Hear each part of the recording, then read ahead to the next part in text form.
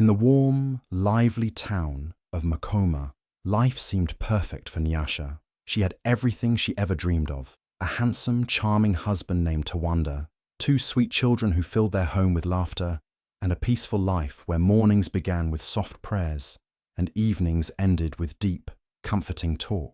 To anyone looking in, they were the image of love and harmony. Nyasha would often sit outside in the evening breeze, watching her children play, feeling grateful for the life she had built. Tawanda would hold her hand and smile like he had no secret. They laughed together, prayed together, and even shared silly jokes that only they understood. But sometimes, life is not what it seems.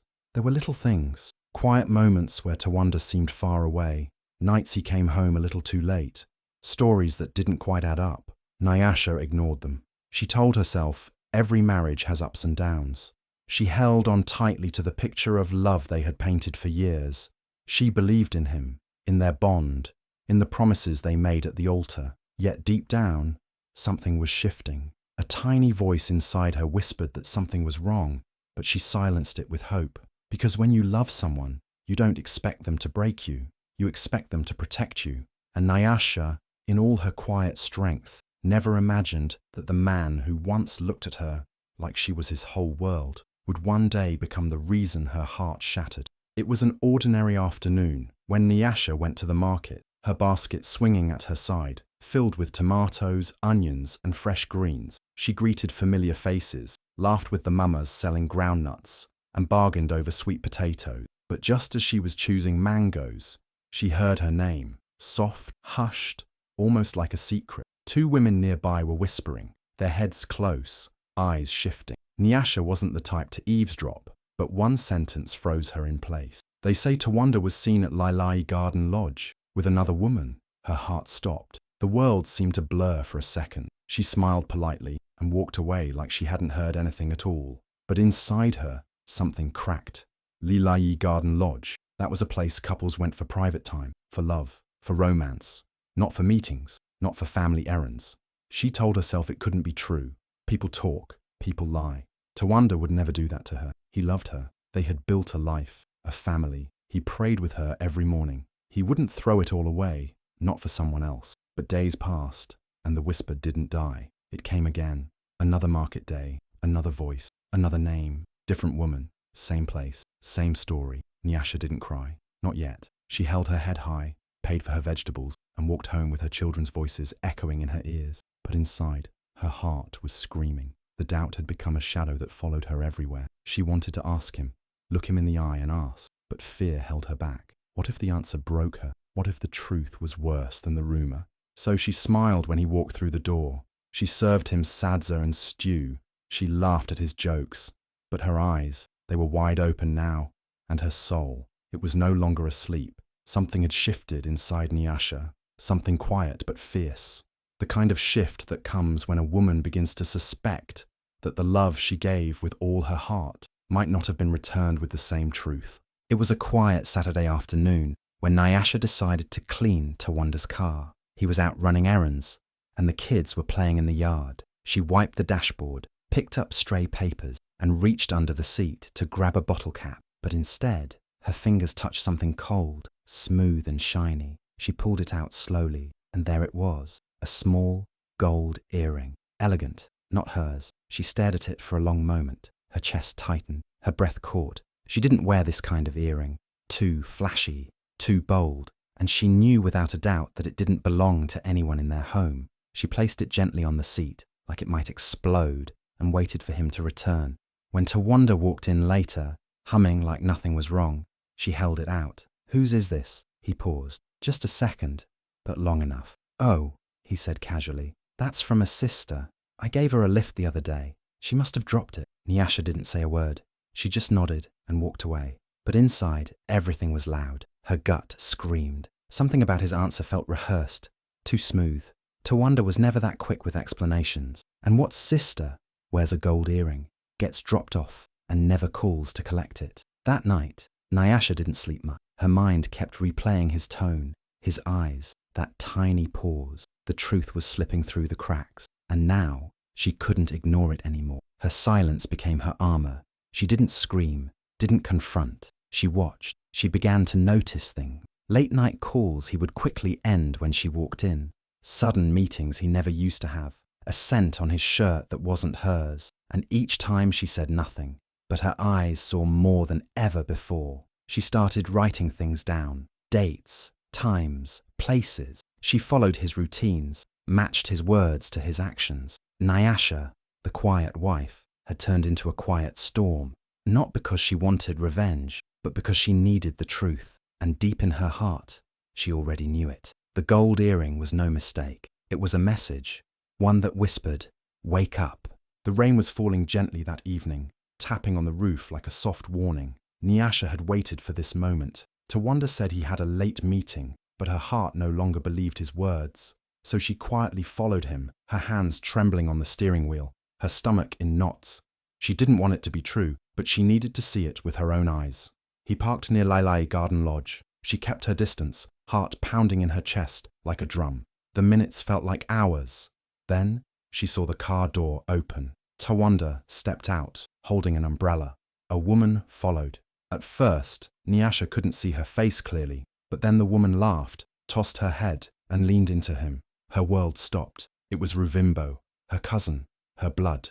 The same girl who had eaten at her table helped her carry babies, shared secrets from childhood, and now, there she was, wrapped in Tawanda's arms, lips locked in a kiss so deep, so full of passion, it took Nyasha's breath away. She didn't cry, she didn't scream, she just stood there in the rain, frozen, watching her life fall apart in one single moment. Then, Tawanda looked up. Their eyes met. He didn't look guilty. He looked irritated, as if she had interrupted something important, as if she was the problem. That look pierced deeper than any lie ever could. Nyasha turned and walked away, each step heavier than the last. The rain mixed with the tears she refused to let fall. Her clothes were soaked, but she didn't care. Something inside her had broken, but strangely, something else had started to grow, a quiet kind of power. That night, she didn't ask him anything. She didn't beg for answers. She didn't need to. She finally had the truth, and the truth was uglier than she had imagined, but it was also freeing. Because once a woman sees everything clearly, once the mask falls off, there's no going back. Nyasha had seen enough. The house was quiet when Nyasha finally sat across from Tawanda. The children were asleep, their soft breathing the only sound in the background. She looked at him, really looked, and asked the question that had been burning inside her. Why her? Why would you betray me like that? Tawanda sighed like he was tired, like the question itself was a burden. He didn't look ashamed. He didn't even try to lie this time. He just shrugged and said, "You were always busy with the kids. I needed to feel like a man again." The words hit her like a slap. Her hands began to shake, but she didn't cry.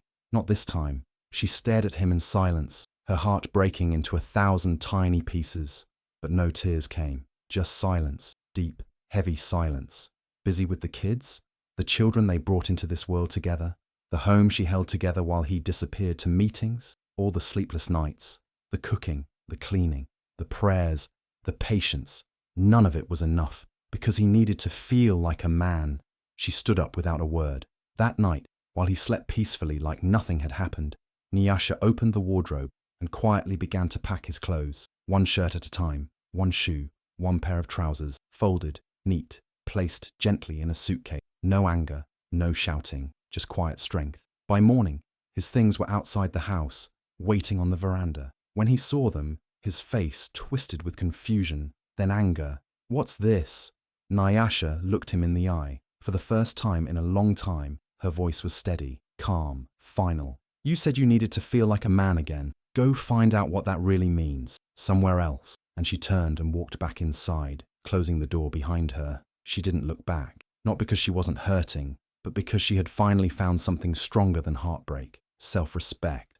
In Makoma, news travels faster than the wind. It didn't take long before everyone knew. Tawanda had been caught with Ruvimbo, and Nyasha had put him out. At first, there was shock. People whispered at the water pump, in the maize fields, at church.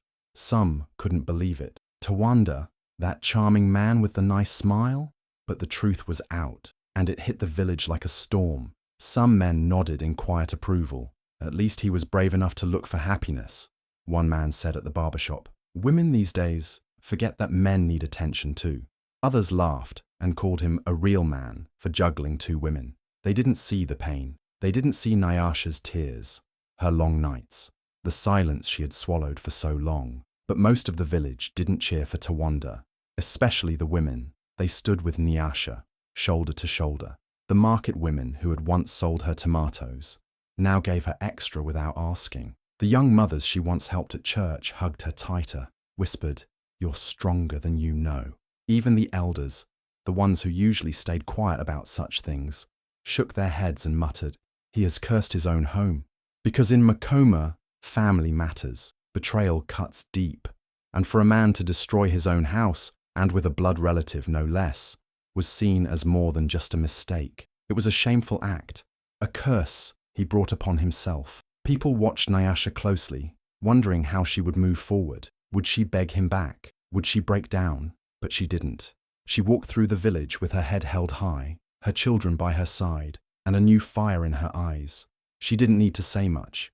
Her strength said everything. And Tawanda, people saw him too, but differently now. His smile didn't shine like it used to. His charm didn't fool them anymore. Makoma had made its judgment, and though they spoke in whispers, the message was loud. Nyasha had kept her home with love. Tawanda had broken it with pride, and now he would live with the weight of that choice. Nyasha didn't waste time arguing, crying, or chasing after apologies that never came. She had cried enough in silence. Now, she was done. After Tawanda left, she took a deep breath and asked herself, what now? And then she got up. She found her old school books, dusted them off, and returned to school. It wasn't easy. She was older than most of the other students, and people talked, but she didn't care. Every day she walked into class, her head high, her heart focused. She was learning not just for herself, but for her children, for her future, for the woman she was becoming. After finishing her course, she started teaching at a local school. At first, it was just a job, but soon, people began to notice her way with words, her calm power, the way she encouraged young girls to speak up, to dream bigger. Parents thanked her, girls hugged her after class, and slowly, Nyasha became more than a teacher. She became a voice. One afternoon, a woman from the village knocked on her door, tears in her eyes. Her husband had cheated. She didn't know what to do. Nyasha welcomed her in, made tea, and listened, really listened. And just like that, a new path opened. Word spread. Go to Nyasha. She'll help you find your strength. She didn't shout. She didn't seek revenge. But her quiet strength became the loudest thing in Makoma. Women gathered around her, shared their stories, found healing in her presence. Nyasha spoke at local events, raised awareness about women's rights, and even started a small group for betrayed and abandoned wives. Her name began to carry weight, not as the woman who was cheated on, but as the woman who rose, not with bitterness, but with grace. Makoma watched in awe. The same people who once pitied her now respected her. Her pain had turned into purpose. Nyasha didn't just survive, she transformed. And in doing so, she lit a path for others to follow.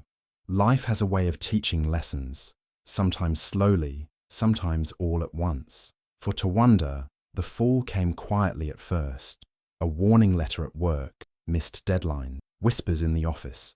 People who once respected him now looked at him with disappointment. And soon, the job that once gave him pride was gone, just like that. He went home to Ruvimbo, hoping she would comfort him. But things had changed. The sparkle in her eyes was gone. She no longer laughed at his jokes. She started coming home late, her phone always in her hand, always turned away from him. Then one day, she simply packed her bag and left. No tears, no explanation, just a cold goodbye. Tawanda was alone. He sat in that empty house, looking around at the silence. No children running through the hallway, no hot meal waiting for him, no Nyasha to ask how his day went. He picked up his phone more than once, thumb hovering over her number. He even sent a message once. Can we talk? She didn't reply. Days turned into weeks. One afternoon, he saw her from across the street. Nyasha was walking with her head high, wearing a blue dress and a soft smile. The kids laughed beside her. She looked happy, strong, whole, not just surviving, but thriving. He wanted to run to her,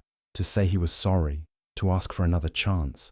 But something stopped him. Maybe it was the way she didn't even glance in his direction. Maybe it was the crowd of women around her, chatting, laughing, inspired by her presence.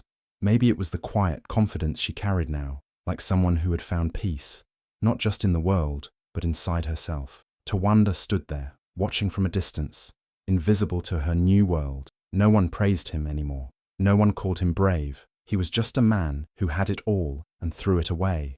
And Nyasha? She didn't need to block his number. She didn't need revenge. She had simply outgrown him. Some heartbreaks don't get fixed. Some doors, once closed, never open again. And Tawanda was learning that the hard way. Years had passed, but the wound in Tawanda's heart never fully healed. Not because he missed the marriage, but because he finally understood what he had lost. Nyasha had become a name that echoed far beyond Makoma. Her work with abandoned mothers had changed lives. Women from all over the region spoke her name with respect. She had turned her pain into a mission, her heartbreak into hope for others. On this day, the town was buzzing with excitement. A national award was being presented, and the ceremony was being held right there in Makoma. Guests dressed in their best, cameras were everywhere, and the air was filled with celebration. Nyasha had been chosen as the recipient for her strength, her courage, and the way she had lifted so many women from the ashes. Tawanda stood at the very back of the crowd, hidden behind a tree, wearing a jacket that no longer fit the way it used to. He hadn't been invited, of course, but something in him needed to see her, just once. And then she walked onto the stage, graceful, calm, glowing. The applause was thunderous. People rose to their feet.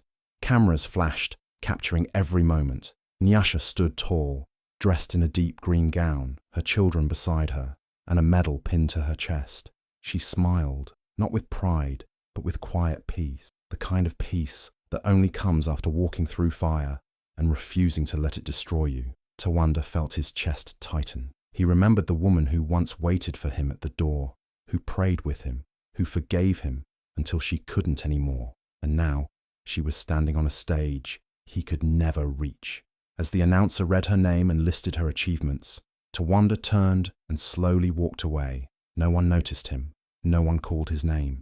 He was just another face in the crowd, fading into the background of her story. Karma doesn't scream, it whispers. And that day, it whispered loud enough for Tawanda to hear. She rose, and you became the lesson. The hall was full, cameras flashing, reporters leaning forward, notebooks ready. Nyasha sat calmly on stage, dressed in soft colors, her smile gentle but steady. She had just received another award, this time for her work with young girls across the country. Her journey had become an inspiration far beyond Makoma. People wanted to hear her story, to understand how she had turned pain into purpose. Then came the question, the one that always seemed to come. "Do you forgive him?" a journalist asked softly, almost nervously. The room went quiet. Nyasha didn't flinch. She looked up, her eyes calm, thoughtful, and then she smiled. Not with bitterness, not with anger, but with clarity. "I forgave him long ago," she said. "The day I realized his excuse said more about him than me." There was a pause. Her words sank into the room like a wave. She went on, her voice steady. "When someone tells you they betrayed you because you were too busy with the kids, or you made them feel small, that's not about you. That's about their weakness, their fear, their ego. Forgiveness came when I stopped carrying the blame he tried to hand me." She looked out at the crowd, a soft light in her eyes. "Forgiveness isn't for them. It's for you. It's how you move forward without dragging their choices on your back." People clapped, some with tears in their eyes, and Tawanda, wherever he was, would hear her words one way or another, not from her lips, but from the world she had risen in, the lives she had touched, the power she had built. Nyasha didn't just forgive, she overcame, and in her final words, she reminded everyone watching, what breaks you doesn't have to define you. What heals you, that's who you truly are.